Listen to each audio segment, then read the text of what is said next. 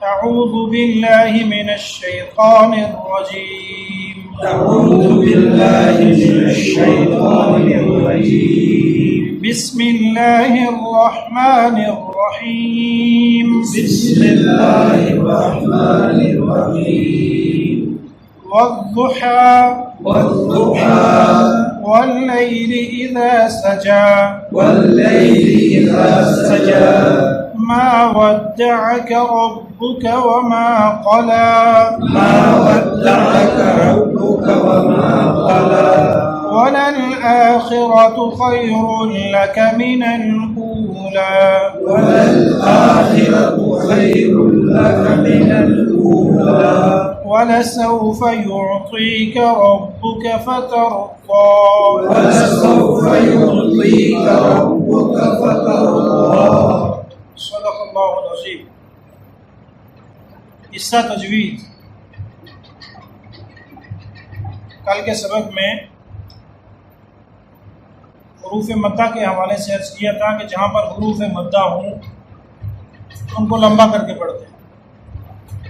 حروف مدہ الف مدہ، واو مدہ اور یا مدہ، کھڑی زبر کھڑی زیر الٹا پیش. اسی طرح ایک نشان ہوتا ہے مد کا. جیسے اردو میں الف مدہ ہوتا ہے، اوپر جو ٹیڑھا الف لکھا جاتا ہے اسے مد کہتے ہیں. اسے کیا کہتے ہیں جی؟ جس بھی حرف کے اوپر مد ہو اس کو 5 سیکنڈ لمبا کر کے پڑھتے ہیں. جس بھی حرف پر مد ہو اسے 5 سیکنڈ لمبا کر کے پڑھتے ہیں. 5 سیکنڈ مطلب 5 الف کی مقدار اس کو لمبا کر کے پڑھتے ہیں. دوسری بات، بعض حروف وہ ہیں جن کے اوپر غنہ کر کے پڑھا جاتا ہے. نون مشدد، جس نون کے اوپر شد ہو اور وہ پچھلے حرف کے ساتھ مل کر پڑھا جا رہا ہو تو اس کے اوپر غنہ کرتے ہیں. غنہ کرنے کا معنی یہ ہے کہ اپنی آواز کو ناک میں روک کے رکھنا. جیسے ان الذین، اب ان کے اندر نون مشدد ہے، تو جب نون مشدد پڑھیں گے تو نون کے اوپر غنہ کریں گے. غنہ کرنے کا معنی یہ ہے کہ اپنی آواز کو کہاں روکیں گے جی؟ ناک. باقی قرآن منہ سے پڑھا جاتا ہے لیکن غننے والے حروف کہاں سے پڑھتے ہیں؟ ناک سے پڑھتے ہیں. اس کے علاوہ ناک سے حروف کو ادا نہیں کیا جاتا. اس کا ترجمہ، والضحیٰ قسم ہے ضحیٰ کی، قسم ہے چاشت کی، چاشت کے وقت کی. واللیل اذا سجا قسم ہے رات کی جب وہ پھیل جائے. ما ودعک ربک وما قلا آپ کے رب نے آپ کو نہیں چھوڑا اور نہ آپ سے ناراض ہے. وللآخرۃ خیر لک من الاولی بعد والی زندگی پہلے والے سے بہتر ہے، یا آخرت دنیا سے بہتر ہے. وَلَسَوْفَ يُعْطِيكَ رَبُّكَ فَتَرْضَىٰ اور عنقریب آپ کے رب آپ کو اتنا دیں گے کہ آپ کو راضی کر دیں. لفظی ترجمہ، وَالضُّحَىٰ قسم ہے سورج چڑھنے کے وقت کی. ہمارے ہاں اس کو کیا کہتے ہیں جی؟ ضحیٰ، چاشت کا وقت. اس سے کچھ پہلے کے وقت کو کہتے ہیں ضحیٰ. صبح اشراق کے بعد جب سورج تھوڑا سا طلوع ہو کر کے اوپر آ جاتا ہے قریب چاشت کے، اس وقت کو کہتے ہیں ضحیٰ. والضحیٰ قسم ہے ضحیٰ کی، قسم ہے جب سورج چڑھ رہا ہو. واللیل اذا سجا اور قسم ہے واللیل اور رات کی، اذا سجا جب وہ اپنے آپ میں ساری چیزوں کو چھپا لے، ڈھانپ لے. جب وہ پوری طرح سے، رات میں تاریکی ہوتی ہے، اندھیرا ہوتا ہے، اور اندھیرا جب پوری طرح سے پھیل جائے تو اس وقت وہ کہتے ہیں. دونوں آیتوں کا ایک اور ترجمہ، والضحیٰ قسم ہے چڑھے ہوئے دن کی اور قسم ہے پھیلی ہوئی رات کی. مطلب جب سورج پوری طرح نکل چکا ہو، دن اپنے عروج پر ہو، اس وقت کی قسم ہے. اور رات کے ابتدائی حصہ جب رات پوری طرح پھیل چکی ہو اس وقت کی قسم ہے. بہرحال لفظی طور پر ضحیٰ کہتے ہیں چاشت کے وقت کو، اور لیل کہتے ہیں رات کو، سجا جب کہ وہ پھیل چکے. ما ودعک، ما نافیہ ہے. بعض دفعہ یہ پہچان کرنا عام آدمی کے لیے تھوڑا سا مشکل ہوتا ہے، لیکن بعض دفعہ ما مستریہ ہوتا ہے، بعض دفعہ ما استفہام کا ہوتا ہے، بعض دفعہ ما نفی کے معنی میں ہوتا ہے، منفی ہوتا ہے. بہرحال یہاں پر ما نافیہ ہے، معنی ہے نہیں. ودعک، ودع یہ الگ لفظ ہے اور کاف ضمیر خطاب کی ہے. کاف ضمیر کا ترجمہ تو آپ کو ماشاءاللہ آتا ہے نا. کاف کا ترجمہ ہے آپ. ودع نہیں ترک کیا، نہیں چھوڑا، نہیں دور کیا. ما ودعک آپ کو نہیں چھوڑا. نہیں کس کا ترجمہ کیا جی؟ ما کا. ودع بمانا چھوڑنا، کاف ضمیر آپ. ربو کا ترجمہ کریں، کیا ترجمہ ہوگا؟ آپ کے رب نے. آپ کے رب نے. وما قلا اور نہ ہی آپ کے رب آپ سے ناراض ہیں. وما قلا اور نہ ناراض ہیں. ما ودعک ربک وما قلا آپ کے رب نے نہ تو آپ کو چھوڑا ہے اور نہ آپ سے ناراض ہیں. وَلَلْآخِرَةُ خَيْرٌ لَكَ مِنَ الْأُولَى. وَلَلْآخِرَةُ یہ تو اردو میں استعمال ہونے والا لفظ ہے نا. آخرت یا تا کو نکال کر کے بھی بولتے ہیں آخر، مانا بعد والا، مانا بعد والا. خیر لک، خیر بمانا بہتر. بہتر، خیر. لکا آپ کے لیے، لکا آپ کے لیے. من الاولا، من کا معنی ہوتا ہے سے. من کا کیا معنی ہوتا ہے جی؟ سے. یہ چیز اس سے بڑی ہے. اردو میں لفظ سے آیا ہے، لیکن عربی میں کس کو لے کے آتے ہیں جی؟ من کو. عربی میں لے کر آتے ہیں من. من الاولا، اولا کا لفظ بھی ہم اردو میں اکثر استعمال کرتے ہیں. اولا کہتے ہیں پہلے والے. ایک اعلیٰ ہوتا ہے، یہ اعلیٰ نہیں ہے، اولا ہے. بعض دفعہ بہتر کے معنی میں بھی ہوتا ہے، لیکن یہاں پر یہ معنی میں ہے پہلے والا. تو باماورہ ترجمہ کریں گے وَلَلْآخِرَةُ خَيْرٌ لَكَ مِنَ الْأُولَى. دو ترجمے دونوں سماعت فرما لیں تفسیری اعتبار سے. بعد والی زندگی پہلے والی زندگی سے بہتر ہے. دوسرا ترجمہ آخرت بعد از موت، آخرت بہتر ہے دنیا سے. ایک ترجمہ دنیا، اولا کا ترجمہ دنیا، دوسرا ترجمہ بعد پہلے والی زندگی. دونوں ترجمے درست ہیں، تفسیر میں بات واضح ہو جائے گی. وَلَسَوْفَ، وَلَا سَوْفَ واو کا بمانا اور لسوف مانا ان قریب. سین سیعطی کا، سین بھی بعض فعل سے پہلے سین لایا جاتا ہے، وہاں بھی مانا ہوتا ہے ان قریب. ایسے اکثر احادیث جو کہ قرب قیامت کی علامات بیان ہوئی ہیں تو وہاں پر نبی کریم صلی اللہ علیہ وسلم سین کے ساتھ تذکرہ کرتے ہیں، سیکون امتی کہ ان قریب میری امت ایسے ہو. تو والا سوف ان قریب. یعطی کا یہ بھی اردو میں استعمال ہونے والا لفظ ہے. آتا یعطی، اعطاء دینا. یعطی دے گا، کا کس کو؟ آپ کو. رب بھوکا کون؟ آپ کا رب. فترضا پس آپ راضی ہو جائیں گے، پس آپ راضی ہو جائے.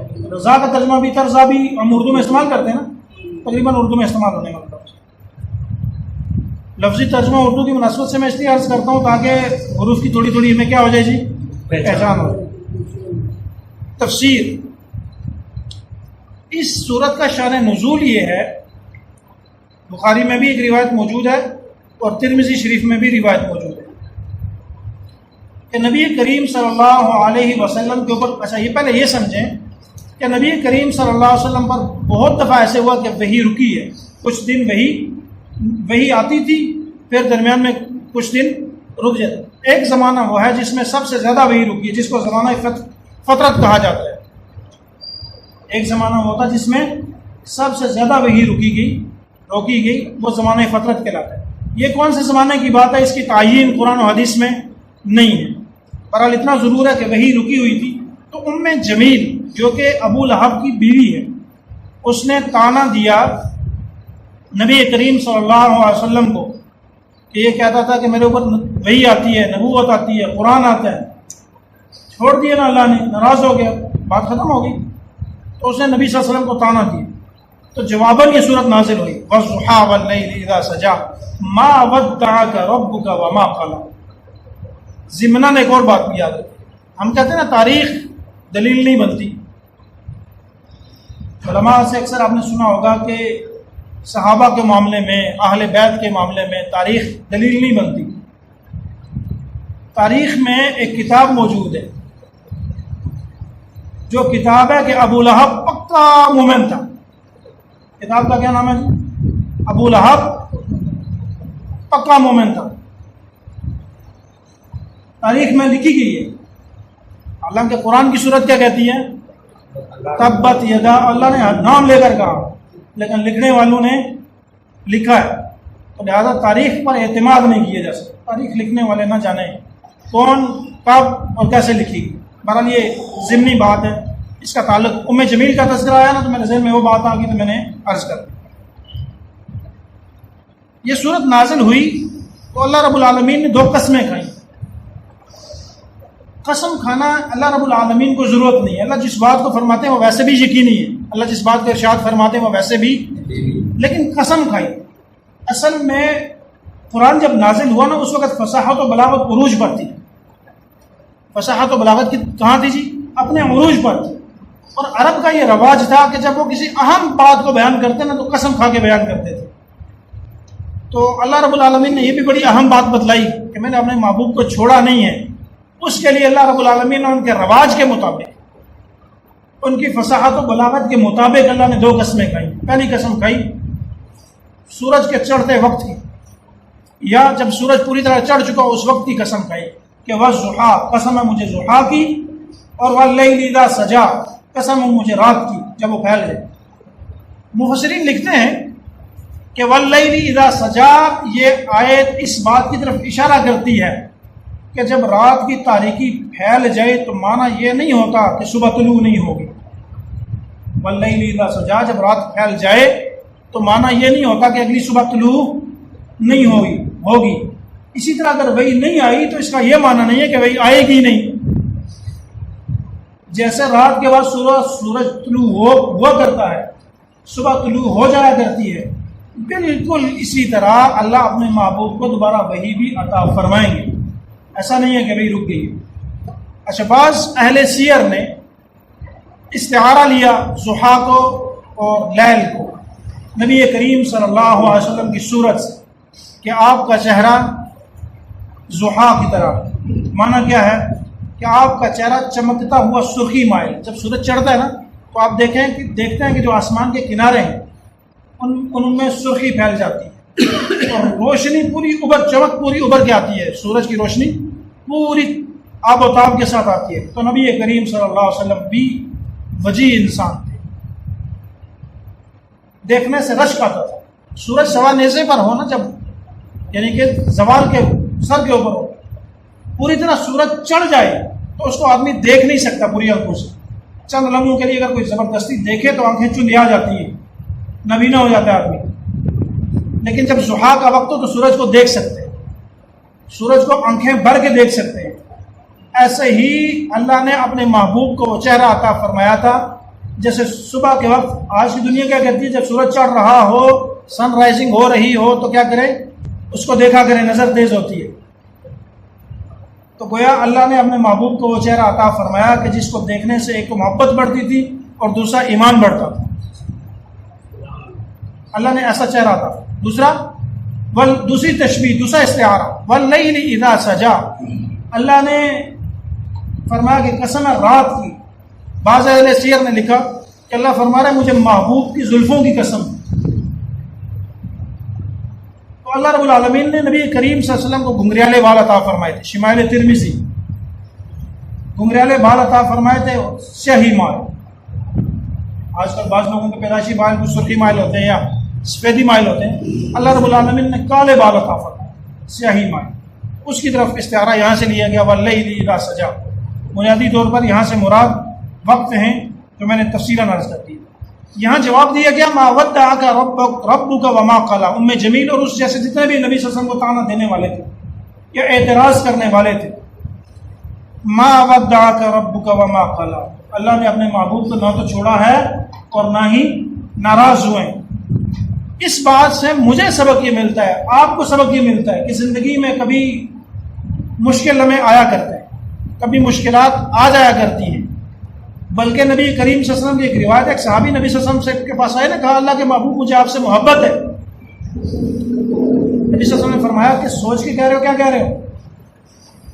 انہوں نے پھر کہا اللہ کے محبوب مجھے آپ سے محبت ہے. تو اللہ نے فرمایا غربت تنگ دستی گھر کی طرف یوں آئے گی جیسے اوپر سے پانی نیچے کی جانب آتا ہے. جیسے اوپر سے پانی نیچے کی جانب آتا ہے. تو جو اللہ کے محبوب ہوتے ہیں اللہ انہیں آزمایا بھی زیادہ کرتے ہیں. تو کبھی تنگی میں کبھی عسرت میں یوں محسوس نہ کرنا کہ اللہ ہم سے ناراض ہیں تو وہ بے دین جو ہے اس کو اللہ نے بڑا مال دیا ہے. سوال پیدا ہوتا ہے نا کہ مسلمانوں کی حالت تو بدتر ہے اور اللہ کے نافرمان جنہیں ہم کافر کہتے ہیں وہ اپنی عیاشیوں کے اندر ہیں, پیسہ بھی وافر مقدار میں ہے, دنیا کی نعمتیں بھی وافر مقدار میں, دل میں یہ بات آ سکتی ہے. اس کا جواب کیا ہے کہ مشکل وقت مومن پر ہی آتا.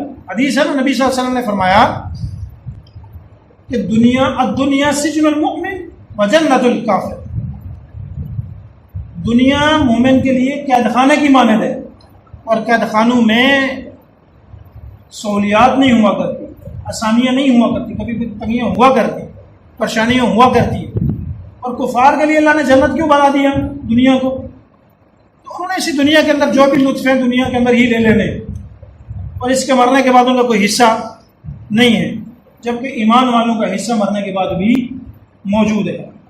ما ودعک ربک وما قلی, نہ تو آپ پریشان نہ ہوں, نہ تو آپ کے رب نے آپ کو چھوڑا ہے. تنگی ضرور ہے, تکلیف ضرور ہے, مشکل ضرور ہے, لوگوں کے تانے ضرور ہے, لیکن آپ کے رب آپ سے ناراض نہیں ہوئے. وَلَلْآخِرَةُ خَيْرٌ لَكَ مِنَ الْأُولَىٰ, دو ترجمے میں نے کیے تھے اس کے. پہلا ترجمہ وَلَلْآخِرَةُ خَيْرٌ لَكَ مِنَ الْأُولَىٰ, بعد والی زندگی پہلے والی زندگی سے بہتر ہے. مانا نبی کریم صلی اللہ علیہ وسلم نے جب اعلان نبوت فرمایا, بلکہ جب نبی صلی اللہ علیہ وسلم کی پیدائش ہوئی تو مشکلات کا آغاز ہوا. حضرت عبداللہ تو پہلے ہی فوت ہو گئے, پیدائش کے کچھ عرصے بعد والدہ بھی دنیا سے چلی گئی. تو بچپنا والدین نہ ہوں تو کیسے گزرا کرتے ہیں؟ یہ جن کو اللہ نے والدین کی نعمت دی ہے وہ سمجھ سکتے ہیں, وہ یہ درد محسوس کر سکتے ہیں کہ وہ والدین کی محبت کہاں ملتی ہے. پھر جب نبوت آئی, اعلان نبوت ہوا, تو پھر تنگی اور تکلیف پھر شروع ہو گئی. پھر جو ایک امیج کریٹ ہوا تھا مکہ کے لوگوں کے درمیان کہ آپ صدیق ہیں, آپ لوگوں کی دلجوئی کرنے والے ہیں, آپ لوگوں کے حقوق دلواتے ہیں, جب اعلان نبوت ہوا تو ساری باتیں پاش پاش ہو گئی, سب طرف سے مخالفت شروع ہو گئی.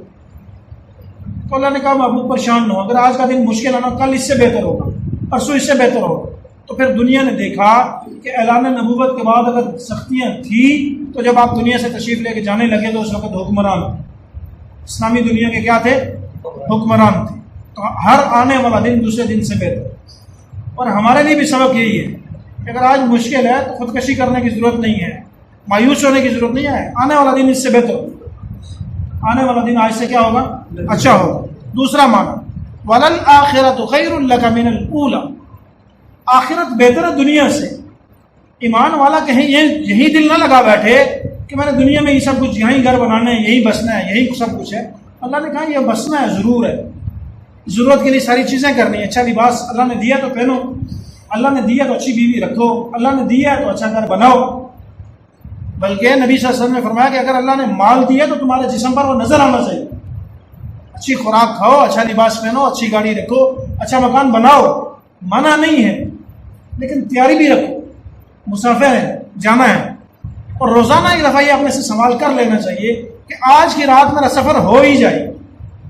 آج کی رات کسی نے کوئی ایگریمنٹ کیا ہوا ہے کہ میں کل بھی اٹھوں گا, یا جو سانس نیچے جاتا ہے تو واپس بھی آئے گا؟ کوئی ایگریمنٹ ہے؟ نہیں ہے. آنے کی بھی کوئی ترتیب ہے, پہلے باپ آئے گا پھر بیٹا آئے گا نا, پوتا بعد میں آئے گا. جانے کی کوئی ترتیب نہیں ہے, پوتے پہلے جا رہے ہیں, بیٹے اس کے بعد جا رہے ہیں, والد ابھی زندہ ہیں. تو کہیں یہ ذہن میں نہ ہے کہ میں تو ابھی جوان ہوں, میں تو ابھی کیا ہوں جی, میں تو ابھی ایک جوان ہوں, یہ بات کہیں گمراہ نہ کر دے. تو سوال ضرور کر لینا کہ میں کبھی, میری تیاری ہے, آج میں چلا جاؤں تو میرے پاس وہ سرمایہ ہے کہ میں وہاں لگا سکوں. تو اللہ فرماتے ہیں کہ آخرت بہت ہی بہتر ہے. اگر دنیا میں تمہیں اللہ نے نعمتیں عطا فرما رکھی ہیں, تمہارے پاس گھر ہے, ڈرائنگ روم میں بیٹھ کے بڑے پرسکون اپنے آپ کو محسوس کرتے ہو, میں بڑا پرسکون ہوں, اللہ جنت میں اس سے کئی گنا بہتر نعمت عطا فرمائے. جنت میں اللہ اس سے کئی گنا زیادہ اچھا ڈرائنگ روم عطا فرمائے. تو فرمایا کہ آخرت بہت ہی بہتر ہے دنیا سے. اگلی آیت وَلَسَوْفَ يُعْطِيكَ رَبُّكَ فَتَرْضَىٰ, نبی کریم صلی اللہ نے فرمایا کہ آپ کو اللہ اتنا عطا فرمائیں گے, اتنا عطا فرمائیں گے کہ آپ راضی ہو جائیں گے. نبی کریم علامہ قرطبی رحمہ اللہ نے تفسیر قرطبی کے اندر ایک روایت نقل کی ہے. جو محبوب ہوتا ہے نا کبھی وہ ناز کیا کرتے ہیں. کبھی کیا کیا کرتے ہیں؟ ناز کیا کرتے ہیں. جیسے کہتے ہیں نا نخرے کرنا, کبھی وہ نخرے کیا کرتے ہیں. تو نبی صلی اللہ علیہ وسلم نے فرمایا میں راضی نہیں ہوں گا, اللہ مجھے راضی کریں گے تو میں راضی نہیں, یہاں تک کہ میرا آخری امتی بھی جنت میں نہ چلا جائے میں راضی نہیں ہوں. ایسا نہیں ہے کہ نبی صلی اللہ علیہ وسلم فرماتے ہیں کہ میرے پاس میرے بچے فوت ہوں گے. نبی صلی اللہ علیہ وسلم کے اولاد بچپن میں فوت ہوتی. نبی صلی اللہ علیہ وسلم چاہتے تو دعا کر سکتے تھے اللہ مجھے اولاد واپس دے کر کے راضی کر دے, میرا کوئی ذاتی مفاد پورا کر کے مجھے راضی کر. لیکن نبی صلی اللہ علیہ وسلم کا مفاد کیا ہے؟ اس دن کی کیفیت یہ ہوگی کہ نفسا نفسی, جس انسان کی ہم اولاد ہیں حضرت آدم علیہ السلام سے لے کر حضرت عیسیٰ تک تمام انبیاء برگزیدہ انبیاء وہ بھی نفسا نفسی کے عالم میں ہوں گے. پسینے میں ہر ایک شرابور ہوگا. اس دن جو آواز اٹھے گی میرے اور آپ کے لیے وہ محمد رسول اللہ صلی اللہ علیہ وسلم کی آواز ہوگی کہ امتی امتی. تو یہ آیت نازل ہوئی نے کہا کہ میں راضی نہیں ہوں, میں تب راضی ہوں گا جب میرا ہر امتی جنت میں چلا جائے. یہ بات ہمیں کچھ کہتی ہے, یہ جملہ صرف جملہ نہیں ہے, یہ بات صرف بات نہیں ہے. ہم کسی کو اپنے گھر میں نہیں گھسنے دیتے نا, کسی کو اپنے جو ہماری بات کے خلاف چلے نا, ہم کہتے ہیں فلاں کے ساتھ لڑا ہوں, دو کزن ہوں نا, تو کزن کو آ کے شام کو کہتے ہیں یار میں فلاں سے لڑ کے آ گیا ہوں, اسے اپنے گھر میں داخل ہوں. پتہ چل جائے صرف کہ میرے کزن کے گھر وہ آیا کھانا کھایا, تو کزن کی خیر نہیں ہے, میرا وہ دشمن ہے, تو اپنے گھر میں گھساتا ہے اس کو. اور ہمارا کیا کریکٹر ہے؟ ہم نبی صلی اللہ علیہ وسلم کی سنتوں کو صبح شام سفا کرتے ہیں. ہمیں جو نبی صلی اللہ علیہ وسلم نے دین دیا ہم اس کے خلاف زندگی بسر کرتے, لیکن پھر بھی قربان جاؤں اس رحمت دو عالم صلی اللہ علیہ وسلم پر, اس کریم نبی پر. انہوں نے یوں نہیں کہا کہ انہوں نے میری بات نہیں مانی تو ان کو نکال دیا جائے, بلکہ فرمایا کہ میں تب تک راضی نہیں ہوں گا جب تک اس نافرمان امتی کو بھی جنت میں داخل نہ کر دیا. اللہ تعالیٰ سے دعا ہے قرآن پڑھنے کی, سمجھنے کی, عمل کرنے کی توفیق نصیب